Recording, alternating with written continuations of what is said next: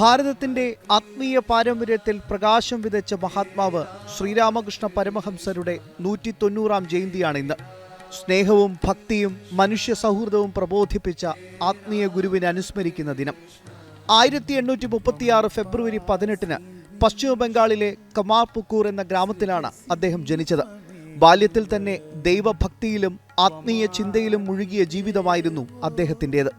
17-ാം വയസ്സിൽ അച്ഛൻ്റെ മരണശേഷം കൊൽക്കത്തയിലെ വിവിധ ക്ഷേത്രങ്ങളിൽ പൂജാരിയായി. പിന്നീട് ശ്രീരാമകൃഷ്ണ പരമഹംസർ കൊൽക്കത്തയ്ക്കടുത്തുള്ള ദക്ഷിണേശ്വർ കാളി ക്ഷേത്രത്തിലെ പൂജാരിയായി. ഇവിടെ അദ്ദേഹം ദൈവാനുഭവത്തെ ജീവിതത്തിന്റെ കേന്ദ്രമായി സ്വീകരിച്ചു. എല്ലാ മതങ്ങളും ഒരേ സത്യത്തിലേക്കാണ് നയിക്കുന്നതെന്ന സന്ദേശമാണ് അദ്ദേഹം ലോകത്തിന് നൽകിയത്. കാളീദേവിയെ സ്വന്തം മാതാവായി കണ്ട് പൂജിച്ച ശ്രീരാമകൃഷ്ണ പരമഹംസർ അദ്ദേഹത്തിന്റെ പത്നിയായ ശാരദാദേവിയെയും കാളീദേവിയുടെ പ്രതിരൂപമായി കണ്ടു.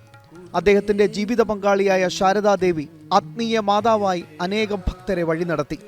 1881-ൽ തന്നെ കാണാനെത്തിയ നരേന്ദ്രൻ എന്ന യുക്തിവാദിയായ ചെറുപ്പക്കാരൻ പിന്നീട് ശ്രീരാമകൃഷ്ണ പരമഹംസരുടെ പ്രിയ ശിഷ്യനായി.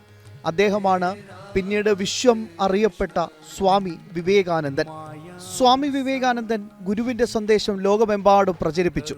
അദ്ദേഹത്തിന്റെ ആശയങ്ങളിൽ നിന്ന് പ്രചോദനം ഉൾക്കൊണ്ട് സ്ഥാപിതമായ ശ്രീരാമകൃഷ്ണ മിഷൻ ഇന്ന് വിദ്യാഭ്യാസം, ആരോഗ്യ സംരക്ഷണം, സേവന പ്രവർത്തനങ്ങൾ എന്നിവയിൽ ലോകമെമ്പാടും പ്രവർത്തനം നടത്തുന്നു. ശ്രീരാമകൃഷ്ണ പരമഹംസ ജയന്തി നമ്മെ ഓർമ്മിപ്പിക്കുന്നത് സ്നേഹത്തിൻ്റെയും സഹിഷ്ണുതയുടെയും ആത്മീയ ഏകതയുടെയും ശക്തിയെയാണ്. മതവ്യത്യാസങ്ങൾ മറികടന്ന് മനുഷ്യരാശിയെ ഒന്നിപ്പിക്കാൻ ഈ മഹാഗുരുവിൻ്റെ സന്ദേശം ഇന്നും നമുക്ക് വഴികാട്ടിയാണ്. സ്നേഹമാണ് മതം, സേവനമാണ് ആരാധന. മനുഷ്യ ജീവിതത്തിൻ്റെ ലക്ഷ്യം ദൈവത്തെ സാക്ഷാത്കരിക്കുക എന്നതാണ്. ഈ ജന്മത്തിൽ തന്നെ ദൈവ സാക്ഷാത്കാരത്തിനായി ശ്രമിക്കണം. ദൈവത്തെ അറിയാനുള്ള ഏറ്റവും എളുപ്പമാർഗം ഭക്തി എന്നാണ് ശ്രീരാമകൃഷ്ണ പരമഹംസരുടെ പ്രധാന ഉപദേശങ്ങളിൽ ഒന്ന്. ഭക്തിയുടെ ലഹരിയിൽ ആറാടിയ ഈശ്വരാന്വേഷിയായ ശ്രീരാമകൃഷ്ണ പരമഹംസർ 1886 ഓഗസ്റ്റ് 16-ന് മഹാസമാധിയായി. അദ്ദേഹത്തിൻ്റെ ഓർമ്മകൾക്ക് മുന്നിൽ ശതകോടി പ്രണാമം.